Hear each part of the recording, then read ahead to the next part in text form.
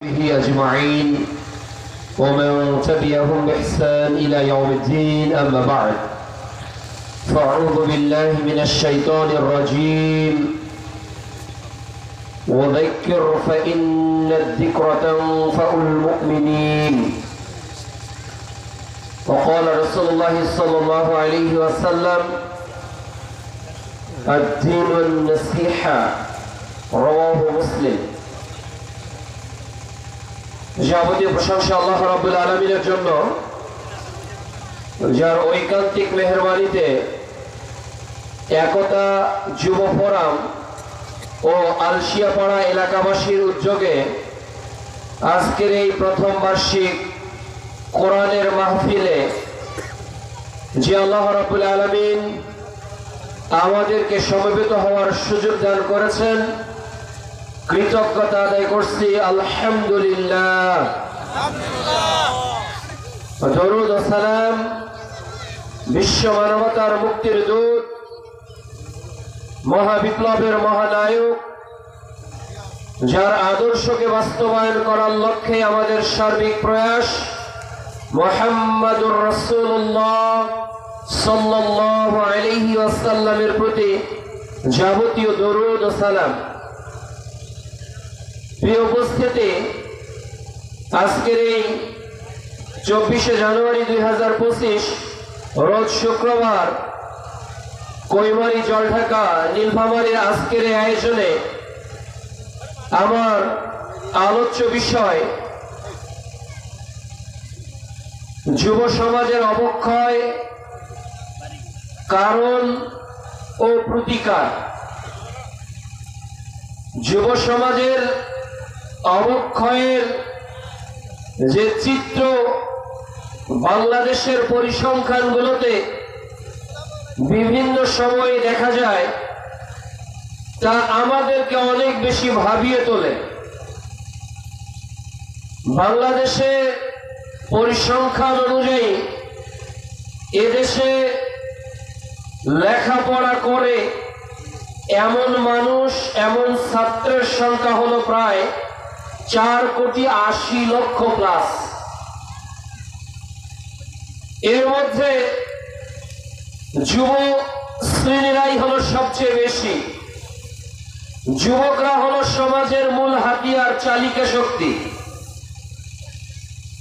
এদেশের বিভক্তি, ভাষা আন্দোলন, স্বাধীনতার ইতিহাস, গণ অভ্যুত্থান, এ পৃথিবীতে যত রিভলিউশন হয়েছে, যত যুদ্ধ হয়েছে, যত উত্থান হয়েছে, এ পৃথিবীতে যত ইতিহাস গড়ে উঠেছে, এর পিছনে অবদান ছিল মূলত যুবকদেরই।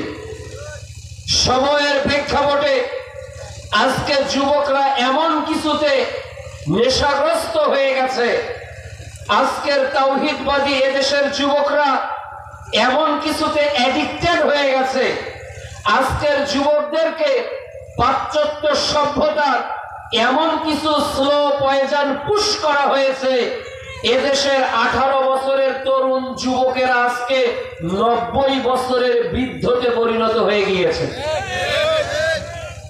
যে যুবকদের সাহস ছিল আকাশচুম্বী, যে যুবকরা সমাজে অন্যায়কে প্রতিবাদ করার জন্য নিজের রক্তকে জমিনে ফেলে দিয়েছে, যে যুবক সত্যের পক্ষে মিথ্যার বিরুদ্ধে আপোষহীন ছিল, আজকে সেই যুবক দুর্নীতির মহাগ্রাসে নিজেকে হাবুডুবুর মধ্যে লিপ্ত রেখেছে। যে যুবক নারীদেরকে দেখে সর্বোচ্চ সম্মান দিয়েছিল, আজকে সেই বাংলাদেশে তরুণ যুবকদের দ্বারাই এদেশের কচি যুবতী, এমনকি বৃদ্ধা নারীরা পর্যন্ত ধর্ষণের শিকার হচ্ছে। যে যুবকদের হাতে থাকার কথা ছিল আল্লাহর কোরআন, যে যুবকদের মাথায় সেজদার চিহ্ন থাকার কথা ছিল, যে যুবকদের পায়ে থাকার কথা ছিল তাশাহুদে বসার চিহ্ন, এই যুবকরা আজকে পাবজি, ফ্রি ফায়ার, বিভিন্ন গেম খেলার ফিঙ্গার প্রোটেক্ট চিহ্ন নিয়ে রাস্তাঘাটে ঘুরছে। যে যুবক মাদকতার বিরুদ্ধে এমন এক সময় স্লোগান দিয়েছিল, সেই যুবকেরা আজকে ক্যাসিনোর নামে, সেই যুবকেরা আজকে বিভিন্ন জায়গায় মদ্যপানের নামে নিজেকে এই ক্ষণস্থায়ী দুনিয়াতে এমন ভাবে বিভোর করে রেখেছে, যুবক হারিয়ে ফেলেছে যে তার জন্য এমন এক জান্নাতকে আল্লাহ তৈরি করেছে, আর ওই জান্নাতে এমন এক হুরদেরকে আল্লাহ সুবহানাহু ওয়া তাআলা সৃষ্টি করেছে। এই ইতিহাস আজকে যুবকদের মস্তিষ্ক থেকে হারিয়ে গিয়েছে। এজন্য আজকে যুবকদের এমন কিছু ইতিহাস, এমন কিছু স্মৃতি কথা, এমন কিছু অবদান আমরা তুলে ধরব যা যুবকদের মধ্যে আগ্রহের জন্ম দিবে।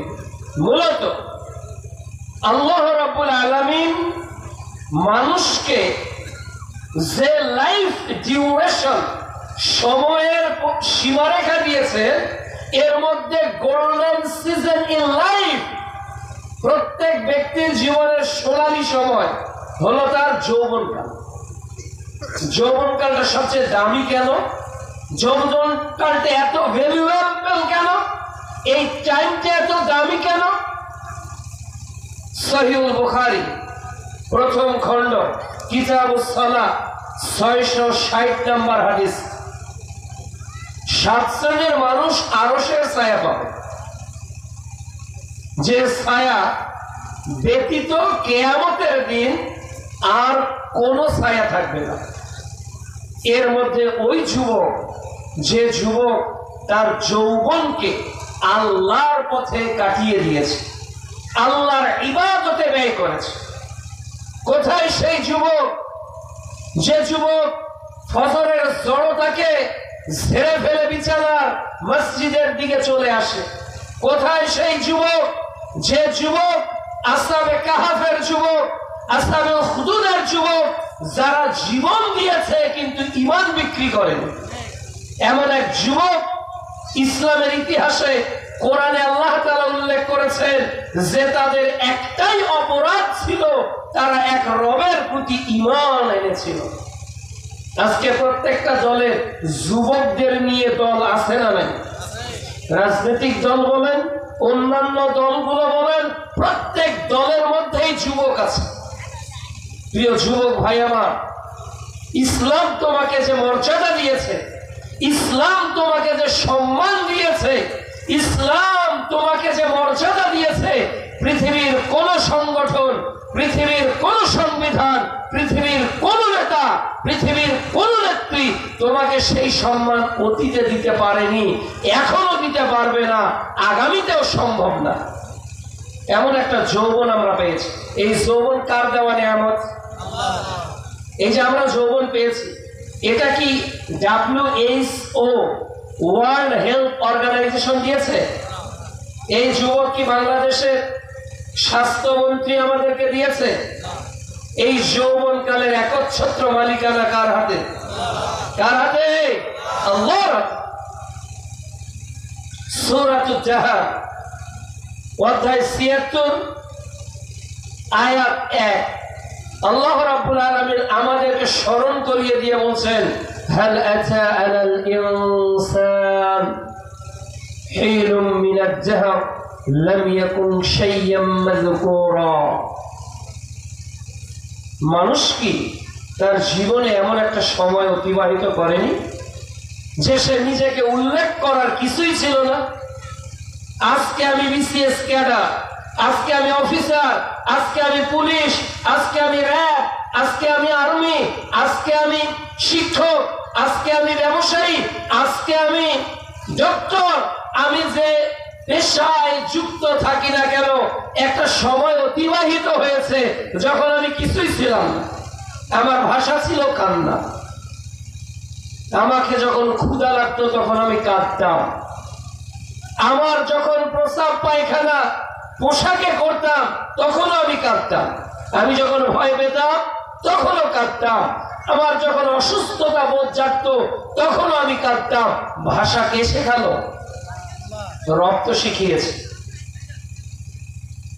সূরা তাকাসুর, প্রাচুর্যের লালসার একটা সূরা আছে, সূরাতুত তাকাসুর, অধ্যায় 102 আয়াত 8। আল্লাহ তাআলা বলছেন, সুম্মা লাতুসআলুন্না ইয়াওমাইযিন আনিন নাঈম। ওই দিন আল্লাহ তাআলা সর্বাগ্রে আমাদেরকে জিজ্ঞেস করবেন আমাদের নিয়ামত সম্পর্কে। কি সম্পর্কে? নিয়ামত। আমরা কি নিয়ামত পেয়েছি, আমরা কি নিয়ামতে ধন্য হয়েছি। বিচারের মাঠে আল্লাহ সুবহানাহু ওয়া তাআলা আমাদেরকে জিজ্ঞেস করবেন আমরা কি কি নিয়ামত পেয়েছি, এর কতটা কৃতজ্ঞতা আদায় করেছি। সূরা লোকমান অধ্যায় 31 আয়াত 27 এবং সূরা কাহাফ অধ্যায় 18 আয়াত 109। আল্লাহ রাব্বুল আলামিন বলছেন, যদি গাছগুলোকে কলম করা হয় আর সমুদ্রের পানিগুলোকে কালি করা হয় আর আল্লাহ প্রদত্ত আল্লাহর বড়ত্ব মহিমা আল্লাহর কালিমাকে বর্ণনা করা হয়, আরো সমুদ্রকে যদি নিয়ে আসা হয় পানি নিঃশ্বাস হয়ে যাবে। আল্লাহর বড়ত্ব, আল্লাহর নিয়ামত, আল্লাহর অনুগ্রহ এটা বর্ণনা করে শেষ করা যাবে না। সুবহানাল্লাহ, কি নিয়ামত আমরা পেয়েছি।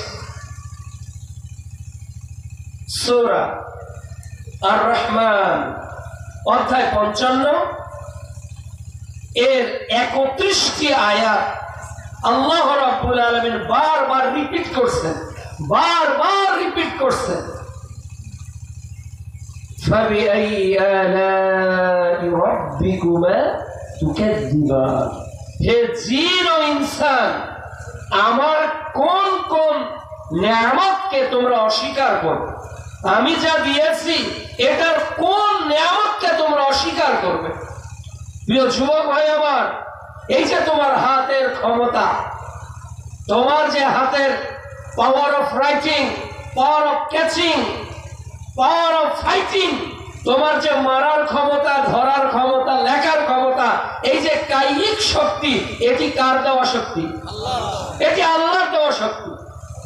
তুমি ছোট্ট বাচ্চাটার দিকে তাকিয়ে দেখো, ও ধরার ক্ষমতা রাখে না, ও লেখার ক্ষমতাও রাখে না, ও মানুষকে মারার ক্ষমতাও রাখে না।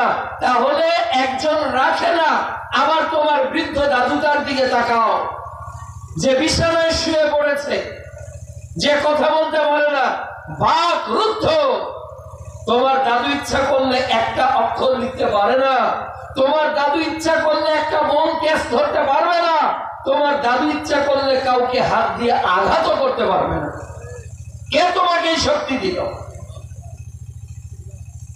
তুমি যে পা দিয়ে চলছো, তুমি রংপুর রাইডার্স এর খেলা দেখার জন্য উপসে পড়া ভিড় করছো মাঠগুলোতে, বিশাল জয় তোমার অর্জন হয়েছে।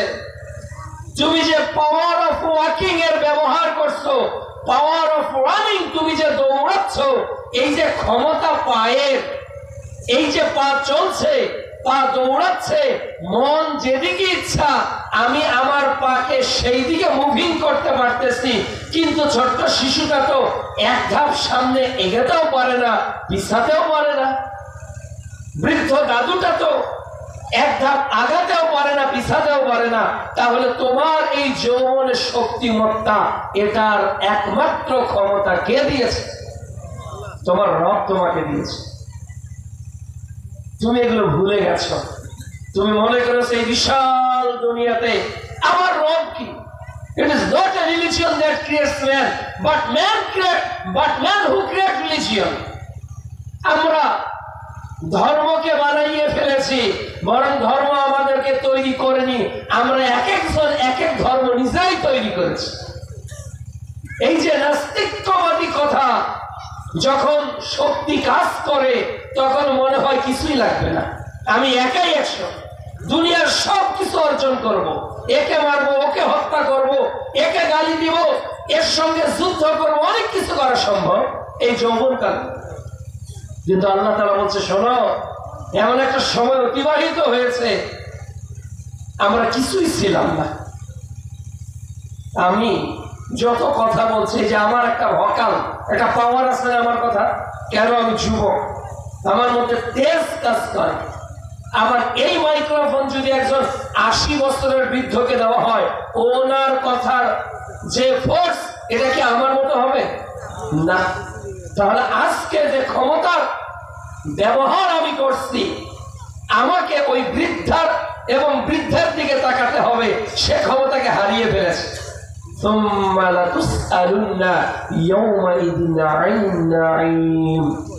কিয়ামতের দিন আল্লাহ তাআলা তার নিয়ামত সম্পর্কে জিজ্ঞেস করবে, নিয়ামত সম্পর্কে। তাহলে আমার দর্শন ক্ষমতা, আমার ধরার ক্ষমতা, আমার বলার ক্ষমতা, আমার চলার ক্ষমতা, আমার মুখস্থ ক্ষমতা, সবকিছুই কার দেওয়া? এটা আল্লাহর দেওয়া নিয়ামত। এই নিয়ামত সম্পর্কে বিচারের মাঠে আল্লাহ তাআলা আমাদেরকে জবাবদিহি নেবেন, জিজ্ঞেস করবেন। যৌবনকালের অবদানটা কি ইসলামে? আপনারা নাম শুনেছেন, বেলাল রাদিয়াল্লাহু তাআলা আনহু, নাম শোনেন না? তরুণ যুবক, ঈমান এনেছেন, গোলাম, বুকের উপর পাথরটা চেপে দিয়ে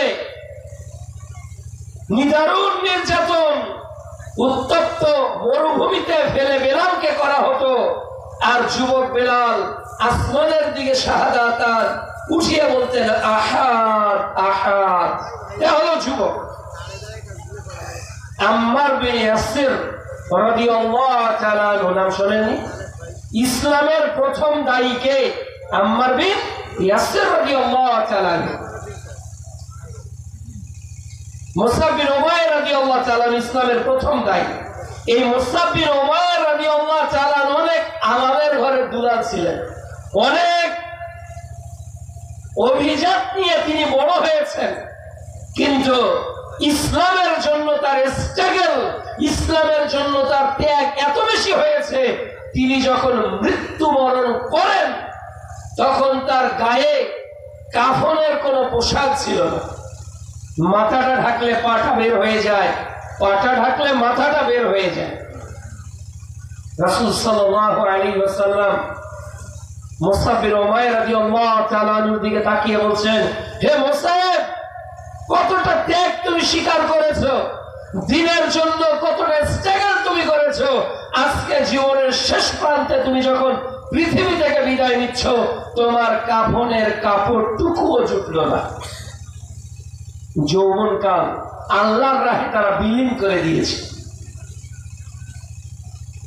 আম্মার বিন ইয়াসির, ইয়াসির পরিবার, আম্মার রাদিয়াল্লাহু তাআলা আনহু, তার বাবা ইয়াসির রাদিয়াল্লাহু তাআলা আনহু এবং মা সুমাইয়া রাদিয়াল্লাহু তাআলা আনহা ইসলামের জন্য শাহাদাত বরণ করেছে, নিজের নিদারুণ যন্ত্রণা সহ্য করেছে ইসলামের জন্য।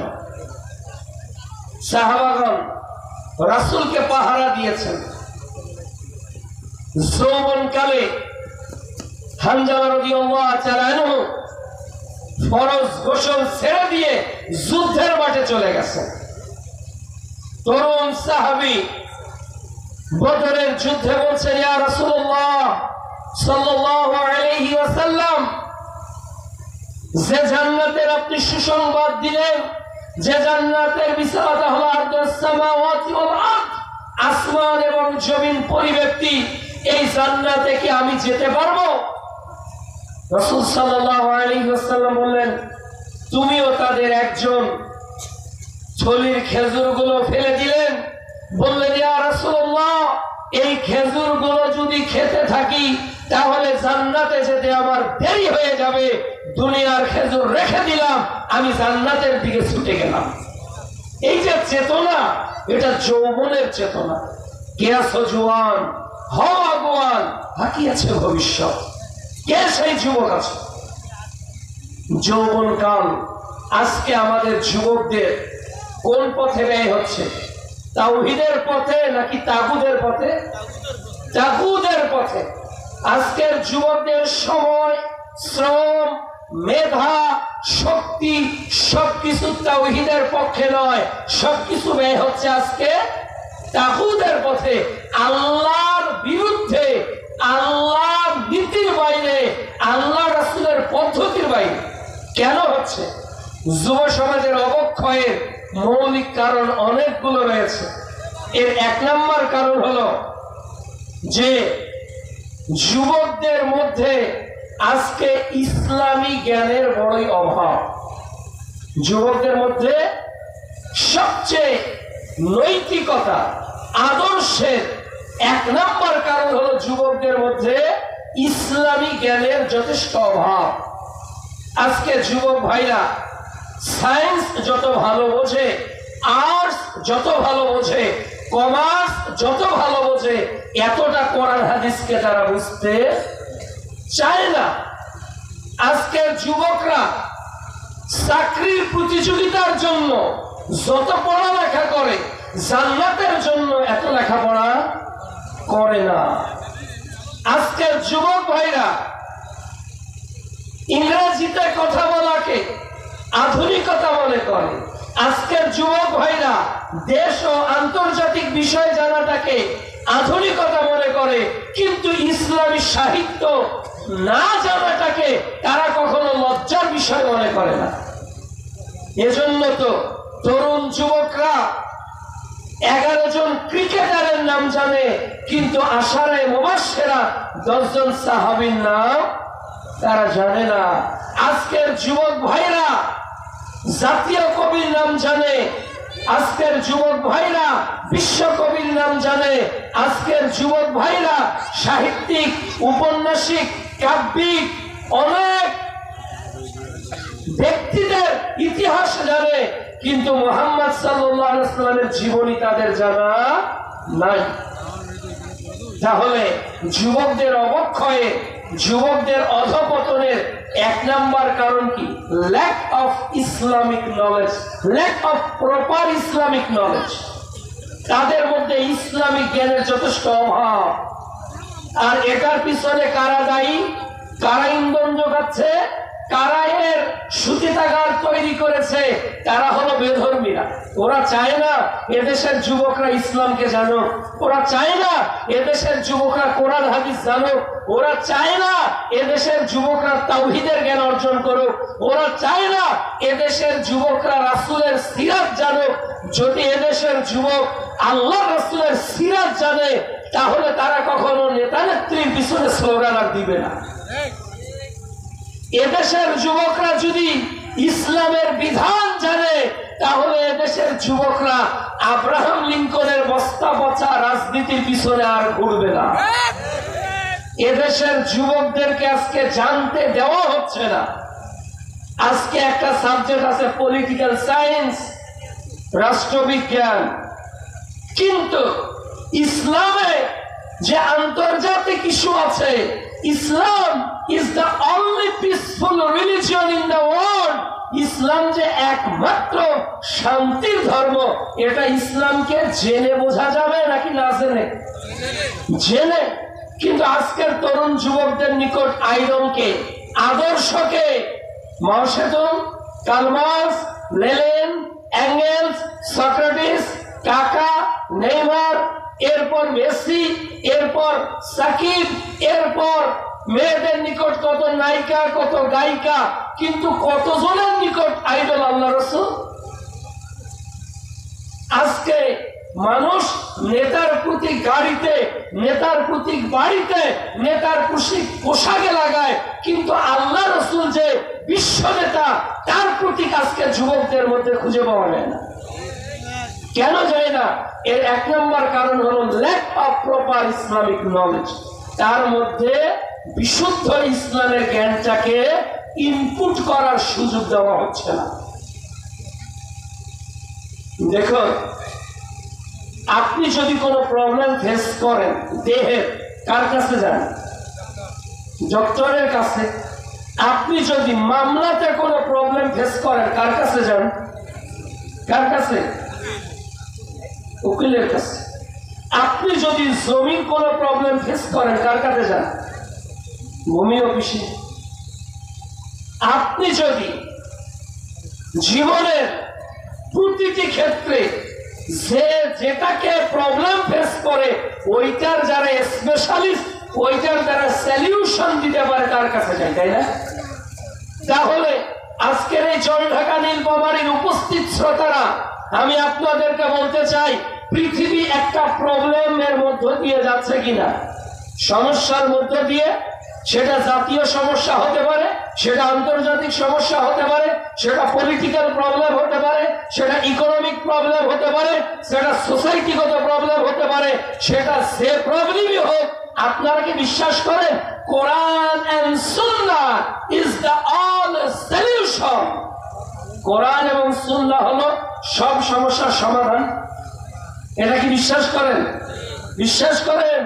যদি বিশ্বাস করেন তাহলে কোরআন ও সুন্নাহর নিকট আসতেন, কোরআন ও সুন্নাহর নিকট আসতেন।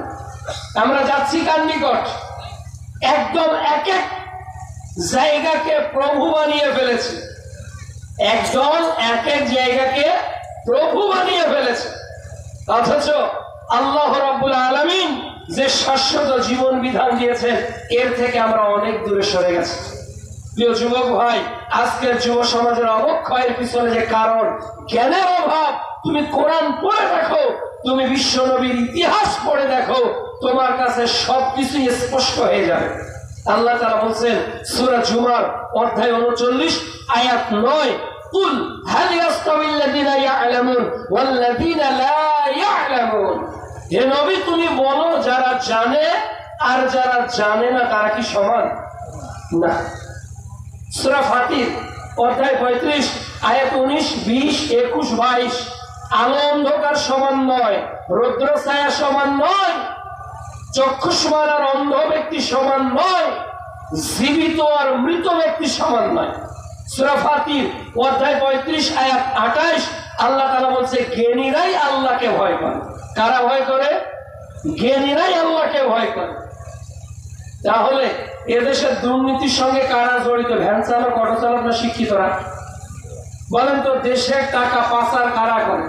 ভ্যান চালক, রিক্সা চালক, শ্রমিক কারা করে? শিক্ষিতরা, যারা higher educated person in our country, in our society, যারা এই সমাজের উচ্চ শিক্ষিত, যারা এই সমাজের জ্ঞানী, যারা এই সমাজের কর্ণধার, তারাই এ দেশকে ভালোবাসার মতো ভালোবাসে না। 2 নম্বর, যুব সমাজের অবক্ষয়ের 2 নম্বর কারণ হলো আকাশ ছোঁয়া অপসংস্কৃতি। আকাশ ছোঁয়া, যেটা আকাশ দিয়ে আসছে, যেটা মিডিয়ার মাধ্যমে আসছে। আজকে ফেসবুক, আজকে ইউটিউব, আজকে টুইটার, আজকে হোয়াটসঅ্যাপ, আজকে মেসেঞ্জার, আজকে ইমো, আজকে ইনস্টাগ্রাম, আজকে এই যত কমিউনিকেশনের ওয়ে আছে, এই সব কিছুকে ব্যবহার বেশি সবচেয়ে কারা করে? যুবকরাই করে, যুবকরাই করে। আজকে এমন কোন যুবক আছে যার হাতে অ্যান্ড্রয়েড ফোন নাই? বলেন, এমন একজন যুবক ইন্টার পাস, এসএসসি পাস করেছে, অ্যান্ড্রয়েড ফোন ব্যবহার করে না, দেখতে চাই? আছে? কোয়াইট ইম্পসিবল, এটা অসম্ভব। কিন্তু একজন যুবক অনার্স পাস করেছে, আল্লাহর কোরআন বিশুদ্ধ ভাবে পড়তে পারে, ইসলামকে পূর্ণাঙ্গ জানে, এমন যুবকের সংখ্যা খুব কম।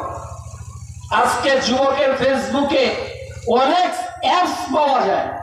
আপনার মোবাইলটা আমাকে দেন, অনেক অ্যাপস পাবো। কোরআনের কয়টা অ্যাপস আছে, হাদিসের কয়টা অ্যাপস আছে, ইতিহাসের কয়টা অ্যাপস আছে, তাফসীরের কয়টা অ্যাপস আছে, খুঁজে পাওয়া যাবে? এদেশের তরুণ যুবক যুবতী ভাই ও বোনদের মোবাইলে কি ইসলামিক অ্যাপস খুঁজে পাওয়া যায়? না। তারা কাকে সাবস্ক্রাইবার করে, কাকে ফলো করে? দেখবেন আকাশ ছোঁয়া সংস্কৃতি তাদের জীবনটাকে আজকে তছনছ করে দিয়েছে। আকাশ ছোঁয়া সংস্কৃতি। আজকের যুবকরা নায়ক নায়িকার তথ্য জানে, আজকের যুবকরা গায়ক গায়িকার তথ্য জানে। কিসের মাধ্যমে? মিডিয়ার মাধ্যমে।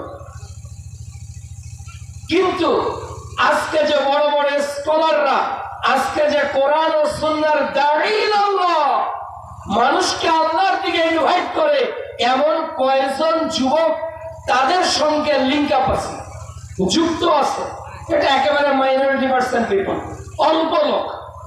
তাহলে যুবকদের 2 নম্বর অধপতনের কারণ হলো আকাশ ছোঁয়া অপসংস্কৃতি। আজকের যুবকরা যে সংস্কৃতিকে মেনে নিয়েছে, মাথার চুল থেকে জুতা পর্যন্ত কোথাও ইসলাম নেই। চুলটা কার মতো কাটে? কোন একটা ক্রিকেটার না হলে ফুটবলারের মতো, ঠিক না? কাটতেছে। কিন্তু ওই যুবক কি একবারও ভাবে আচ্ছা এ বিষয়ে ইসলামী সংস্কৃতি কি? যুবকরা একটা পোশাক পরেছে, এই পোশাকটা যখন আমরা ক্রয় করি তখন কতজন যুবক রাসূলের সাংস্কৃতিক পোশাককে আমরা অ্যাপ্রিশিয়েট করি? আমি যখন একটা প্যান্ট পরি, কোন প্যান্টটাকে অ্যাপ্রিশিয়েট করি, ইসলামিক নাকি বেধর্মীদের? দেখা যাবে আকাশ ছোঁয়া সংস্কৃতি বেধর্মীদের। মেয়েরা কোন কালচার অ্যাপ্লাই করে? দেখবেন কোন নাটকে দেখেছে, কোন সিনেমাতে দেখেছে, কোন টক শোতে দেখেছে, কোন জায়গায় দেখেছে যে ওই ছবিতে, ওই সিনেমাতে, ওই জালসাতে, ওই আপনার স্টার জলসা জি বাংলাতে যেটা পোশাক দেখেছে, মেয়েটা হুবহু ওই পোশাকে বানিয়েছে। এটা হলো আকাশ ছোঁয়া অপসংস্কৃতি, যার মাধ্যমে আমাদের যুবকদের কি হচ্ছে? পদস্খলন ঘটতেছে। 3 নাম্বার www, এক উইন, মদ, মাদকতা। মদ আছে না নাই? আজকের যুবকরা ড্রাগ এডিক্টেড। আপনাদের এখান থেকে তো অনায়াসে ভারত থেকে মদ আসে, তাই না? আপনাদের এখানে মাদকতা আসা সহজ না কঠিন? সহজ, ইজি ওয়ে, একেবারে সহজ রাস্তা। আজকে যুব সমাজকে মাদক কারা সেবন করাচ্ছে? আজকে ভারতের যত বর্ডার, বাংলাদেশের সীমানা জুড়ে রয়েছে প্রায় অনেক শতাধিক, তাদের কেবল ইন্ডাস্ট্রি রয়েছে, তাদের কেবল কারখানা রয়েছে মদ উৎপাদনের। যারা বাংলাদেশে সহজে মদ পাচার করে, কিন্তু গরু আসলে গুলি করে এদেশের মানুষকে তারা হত্যা করে। এই মাদকতা আজকে যুবকদের মস্তিষ্ককে বিকৃত করে দিয়েছে। মদ হালাল না হারাম? হারাম। মদ হারাম এটা জানি না এখানে কেউ নেই, কিন্তু দুর্ভাগ্য আপনাদের এলাকায় যতদূর মেঠো পথে আসলাম, ডানে বামে শুধু তামাক আর তামাক।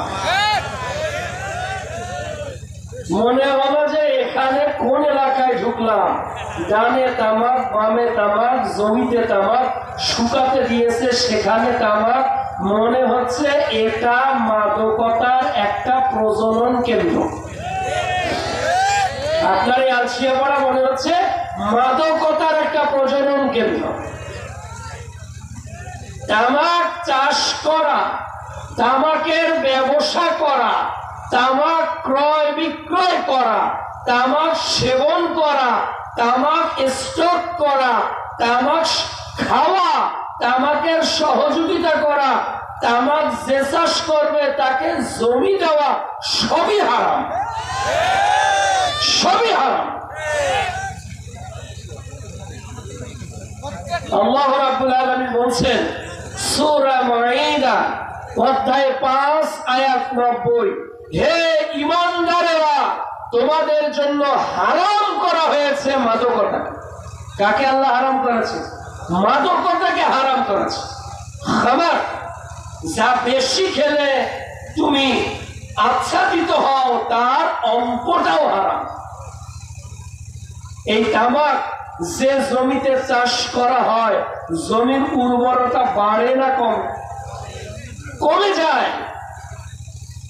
তামাক এমন এক ধরনের নেশাদার দ্রব্য, যে দ্রব্য, যে পাতা পৃথিবীর কোন জন্তু জানোয়ার মুখে দেয় না।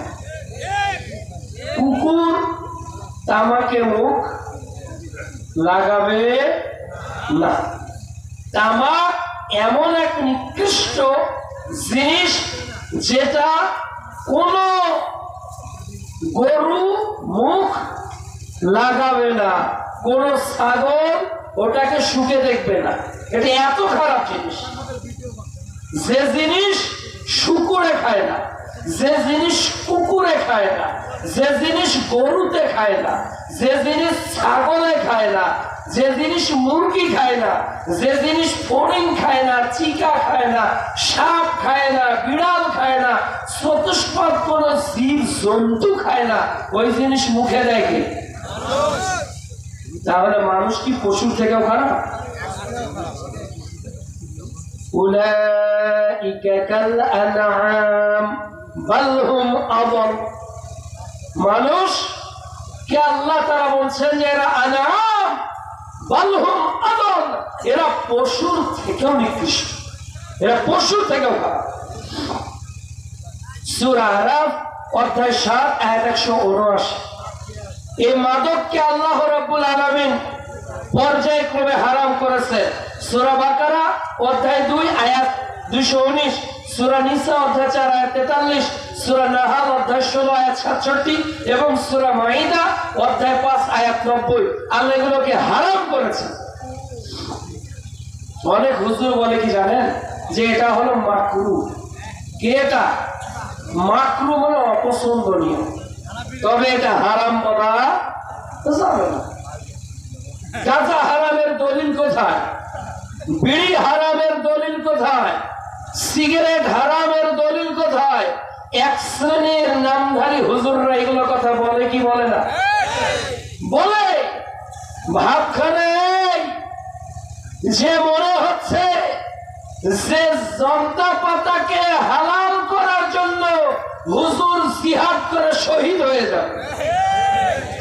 এত কুল আপনাকে খেতে হয় কেন? এত তামাক আপনাকে খেতে হয় কেন?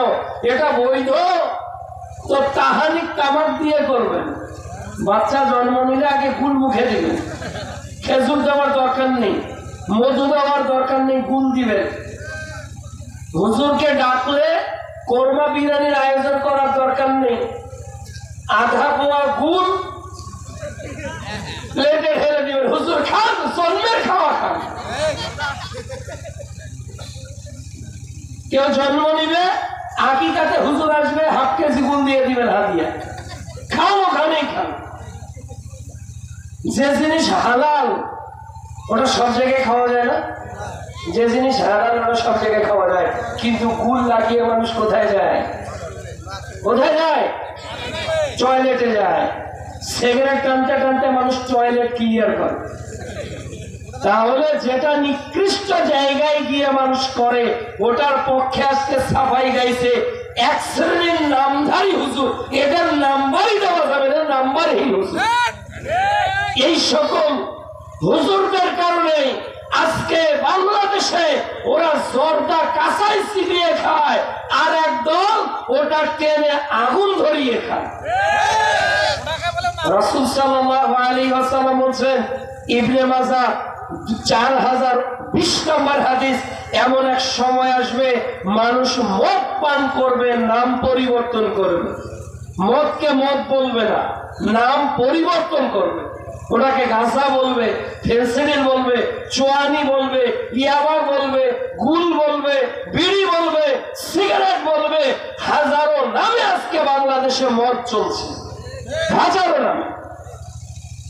রাসূল সাল্লাল্লাহু আলাইহি ওয়াসাল্লাম বলেন, ইন্নাল্লাহা হারামাল খামারা ওয়া থামানাহা, আল্লাহ মাদকতাকে হারাম করেছে, এর ব্যবসাকেও হারাম করেছে। কাজেই এই আলসিয়া পাড়ার যত মানুষ তামাক চাষ করেছেন, ফজরের রক্তের আগেই ওই তামাক বাড়ি জলি দিয়ে চাষ করে সমান করে দিতে হবে। যত মানুষ তামাক শুকাতে দিয়েছেন, যত মানুষ রাস্তায় তামাক শুকাতে দিয়েছেন, এই সব তামাককে প্রকাশ্যে জ্বালিয়ে দিতে হবে। ওর 1 টাকা আপনার উপার্জনে ঢুকে গেলে পুরো সম্পদটাই হারাম হয়ে যাবে। এই খাবার খেয়ে ইবাদত করে ইবাদত কবুল হওয়ার আশা করা যায় না। রাসূল সাল্লাল্লাহু আলাইহি ওয়াসাল্লাম বলেন, ইন্নাল্লাহা তাইয়্যিব, আল্লাহ হলেন পবিত্র, লা ইয়াকবালু ইল্লা তাইয়্যিবা, তিনি পবিত্র ছাড়া কোনো কিছু গ্রহণ করেন না। কাজেই আপনাকে আমি সময় দিলাম, আগামী 12 ঘন্টার মধ্যে এই তামাকের যত ক্ষেত, তামাকের যত লেনদেন, তামাকের যত পাতা শুকাতে দিয়েছেন, সবটার সঙ্গে আগে জিহাদ ঘোষণা করতে হবে। তাহলে বুঝবো যে আপনার মধ্যে ঈমান আছে। আর যদি আপনি শোনার পরেও না মানেন, তাহলে আপনার উদাহরণ হলো ওয়াকালু সামি'না ওয়া আসাইনা, আমরা শুনলাম আর অমান্য করলাম, এদের জন্যই রয়েছে জাহান্নাম, যারা মানে না। তাহলে যুব সমাজের অবক্ষয়ের 2 নাম্বার মাদকতা, প্রথম ডাব্লুতে উইন, 2 নাম্বার ডাব্লুতে ওয়ার, মানে যুদ্ধ, মারামারি। আজকে যুবকে বাংলাদেশে মারামারি আছে না নাই? এক দল আর এক দলের যুবককে পেটাচ্ছে, কোপাচ্ছে, হত্যা করতেছে না? রাসূলুল্লাহ সাল্লাল্লাহু আলাইহি ওয়াসাল্লাম বলেন, লা তাকুমুস সাআ হাত্তা ইয়াকতালু আর-রাজুলু জারাহু ওয়া আখাহু আবাহু, কিয়ামত হবে না ততদিন পর্যন্ত যতদিন মানুষ তার প্রতিবেশীকে, মানুষ তার ভাইকে, মানুষ তার বাপকে হত্যা করবে না। মুহাম্মদ সাল্লাল্লাহু আলাইহি ওয়াসাল্লাম বলেন, সিবাবুল মুসলিম ফুসুকুন ওয়া কিতালুহু কুফরুন, মুসলমানকে গালি দেওয়া পাপ, তার সঙ্গে যুদ্ধ করা কুফর। সূরা মাইদা অধ্যায় 5 আয়াত 32, রাসূল সাল্লাল্লাহু আলাইহি ওয়াসাল্লাম বলেন, যে ব্যক্তি অন্যায়ভাবে একজন মানুষকে হত্যা করলো, ফাকান্নামা কাতালান নাসা জামিয়া, সে যেন গোটা পৃথিবীর মানুষকে হত্যা করলো। এর বাংলাদেশে মারামারি আছে না নাই? একদল বলে ওরা খারাপ আমি ভালো, আর একদল বলে না ওরা খারাপ আমি ভালো।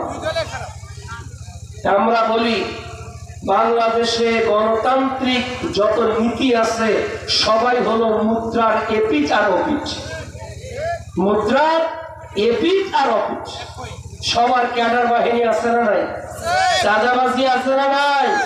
চলছে চলছে সবকিছু।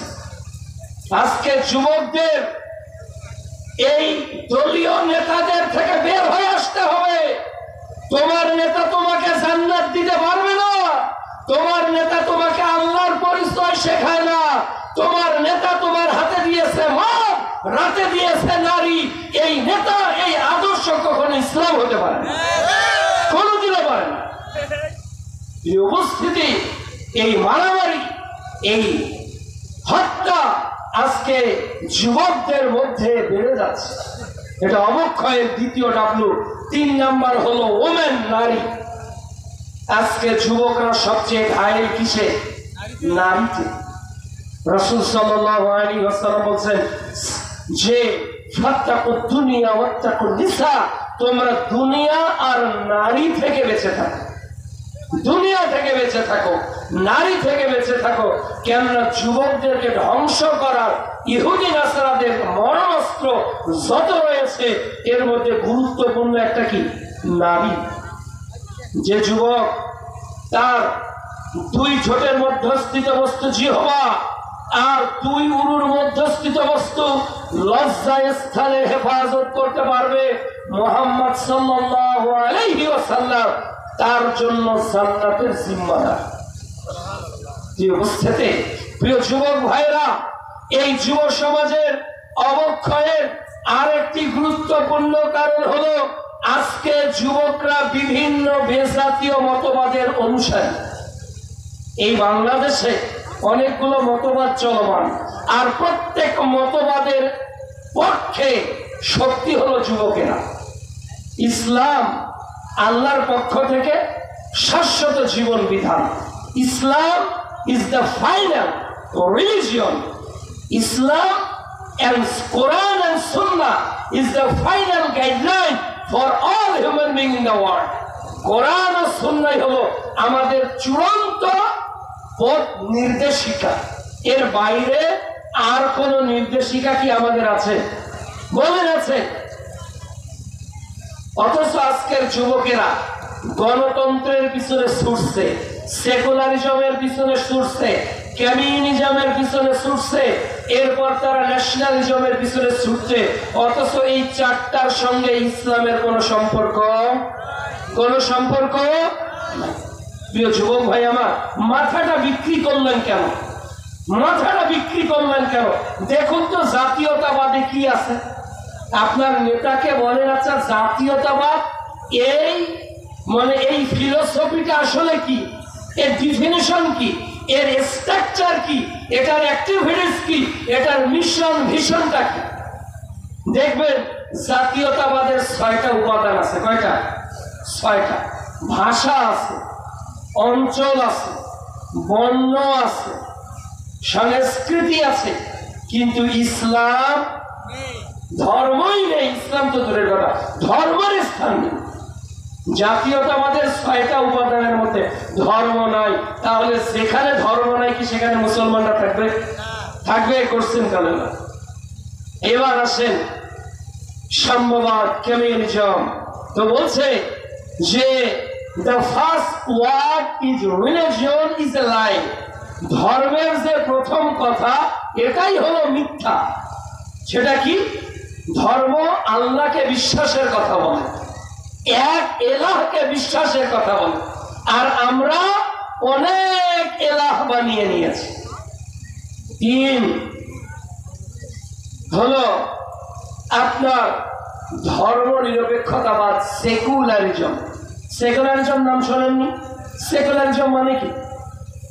ধর্ম নিরপেক্ষতাবাদ, অর্থাৎ যেখানে ধর্ম থাকবে না। তারা বলছে কি জানেন? তাদের কথা, এগুলো তাদের সংজ্ঞা। তারা বলছে religion should not be allowed. Should কেন ব্যবহার করা হয় জানেন? ইংরেজিতে শুড নট বি অ্যালাউড। ধর্মের কোন অধিকার নেই প্রবেশে। কোথায়? পলিটিক্স। তাহলে ধর্মের কাজ কি? It is merely a matter between man and god. এটা হলো আল্লাহ আর বান্দার মধ্যে একটা সম্পর্ক। ধর্মের কি কেবল এইটা কাজ?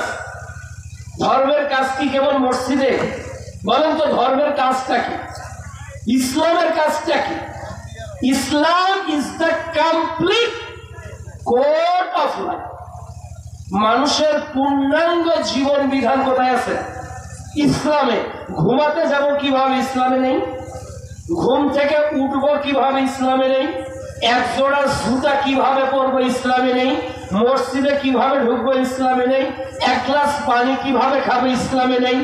এরপর উপরে ওঠার সময় কি বলবো? ইসলামে নেই। নিচে নামার সময় কি বলবো? ইসলামে নেই। মুআমালাতের ক্ষেত্রে কি করবো? ইসলামে নেই। বোনের অধিকার ইসলামে নেই, ভাইয়ের অধিকার ইসলামে নেই, বাবার অধিকার নেই, মায়ের অধিকার নেই। ইসলাম এক রাষ্ট্রের সঙ্গে আর এক রাষ্ট্রের কি সম্পর্ক হবে? ইসলামে নেই। একজন বেধর্মীর প্রতি ইসলাম কি আচরণ করবে? এটা ইসলামে নেই। তাহলে ইসলামে নেই কোনটা? কিন্তু সেকুলারিজম আপনাকে বলছে religion should not be allowed come into politics. না না না না, ধর্ম এটাতে আসবে না। কেন? ধর্ম আসলে তাদের নেতাগিরি আর চলবে না। ধর্মের কাজটা কি? এটা আল্লাহ আর বান্দার মধ্যে একটা সম্পর্ক। অথচ আবু বকর, ওমর, ওসমান, আলী কি করেছেন? খেলাফতের দায়িত্ব পালন করেছেন। আমাদের নবী কি রাষ্ট্রনায়ক ছিল না? তাহলে ইসলাম আজকের যুবক ভাইরা মনে করতেছে কোরআন হাদিস আলাদা আর আমার নীতিনেত্রী আলাদা। 4 ডেমোক্রেসি, গণতন্ত্র বাংলাদেশে চলছে না? চলছে। এটা হালাল না হারাম? হুজুররা করলে হালাল, তাই না? হুজুররা করলে গণতন্ত্র কি হয়ে যাবে? হালাল হয়ে যাবে। হালাল মদ খাওয়া যাবে না কেন? হালাল মদ, হালাল পতিতালয় যাওয়া যাবে না? হালাল দিলেই কি সব হালাল হয়ে যায়? Democracy is the government of the people, for the people, by the people. গণতন্ত্র হলো ওই শাসন ব্যবস্থা যা মানুষ রচিত। কারা রচনা করে? মানুষ। আচ্ছা, মানুষের এমন একটা সিঙ্গেল ল তৈরি করার কি কোনো অধিকার আছে? একটা সিঙ্গেল ল, একটা আইন, গোটা পৃথিবীর মানুষ যদি এক হয়, এই জলঢাকার মানুষ আমরা আজকে এক, কি ক্ষেত্রে? 70 বছরের আগে কারো দাড়ি পাকবে না। আমরা একটা আইন পাস করলাম, বলেন আমার মাথায় আমার চুল এটা শুনবে? শুনবে তো?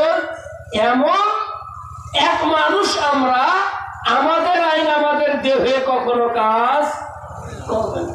এই মানুষ আবার মানুষ তৈরি, নীতি তৈরি করার আইন করে, এটা কতটা পাগলাম! এই অবস্থাতে এই যুব সমাজের অবক্ষয়ে এই 5 নম্বর কারণ হলো বেজাতীয় মতবাদের অনুসরণ করছে।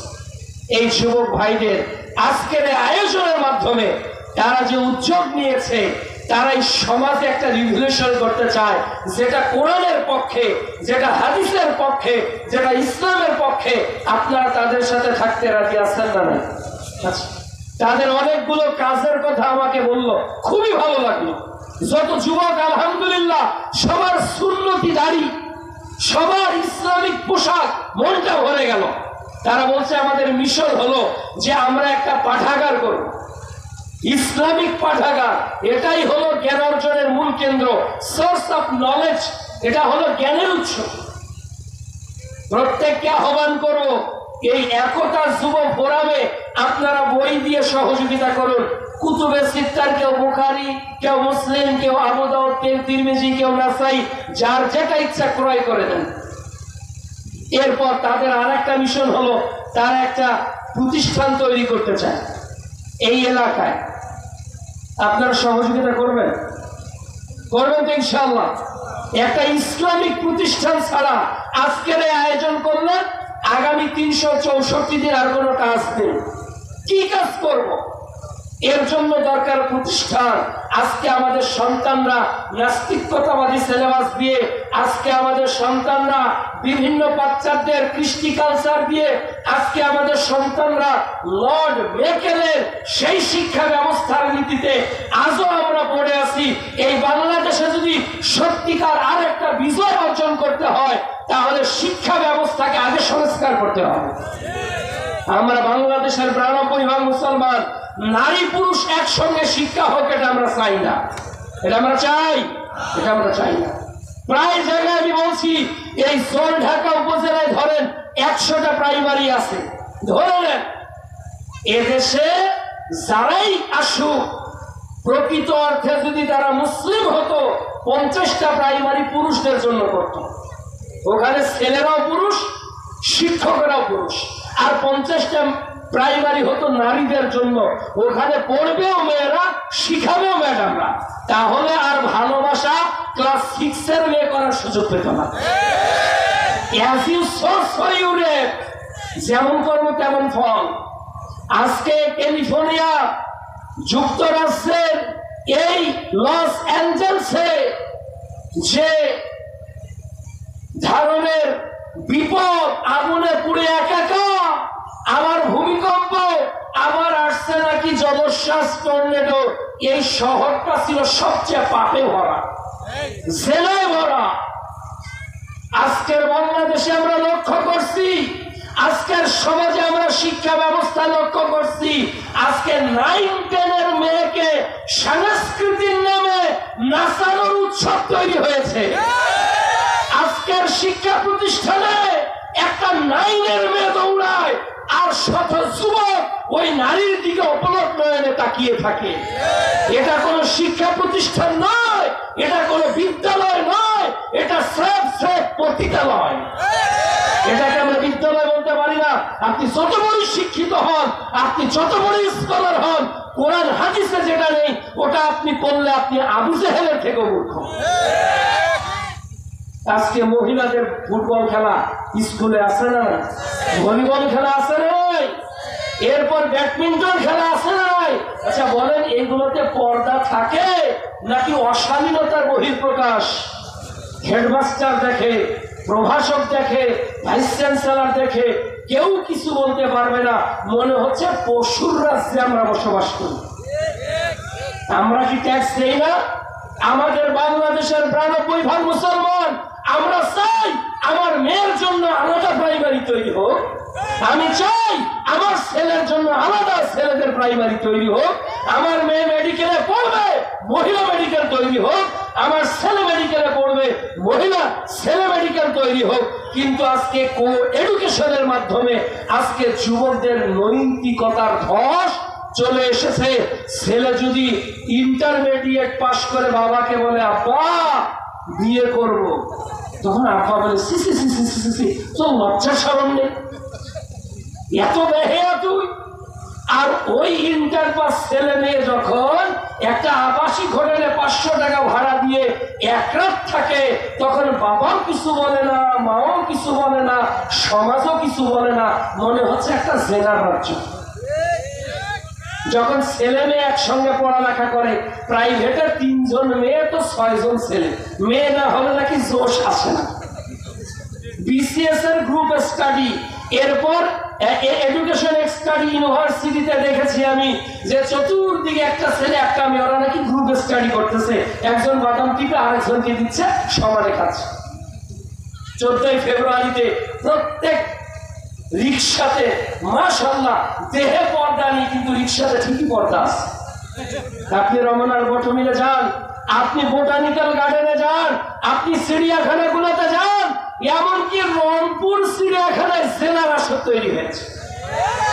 ওই পূর্ব দিকের যে এই জায়গাটা কি বিশ্রী অবস্থা, একজন আরেকজনের গাছের নিচে একেবারে অশ্লীলতা, কেউ দেখে না, সিসিটিভি ক্যামেরা নেই, তোমার এখানে নেতা নেই, তোমার এখানে জাতি নেই, একজন পুরুষ আর একজন নারীকে এমন ভাবে নিয়ে আসে যেমন একটা গরু আর একটা গরুর সঙ্গে প্রকাশ্যে যৌনতা করে, ওটা যেন অপরাধ নয়। আজকে এক একটা স্পোর্টিং প্লেসে এক একটা, আপনার এদিকে রামসাগর, এদিকে আপনার স্বপ্নপুরী, আর এদিকে ভিন্ন জগৎ, আর একদিকে বিভিন্ন জায়গাগুলোতে জেনার আসর আছে না নাই, সময় চলছে। এই জন্য প্রিয় উপস্থিতি, এগুলো থেকে আমাদের বের হয়ে আসার প্রয়োজন আছে না নাই? এই যুব সমাজকে বের হয়ে আসতে হলে কয়েকটি কাজ করতে হবে। এক, আল্লাহ ভীতি লাগবে, আল্লাহর ভয়। একটা আলোচনা, আল্লাহকে ভয় করেন। আমার আলোচনার শেষ অংশে একটাই কথা, আল্লাহকে ভয় করেন।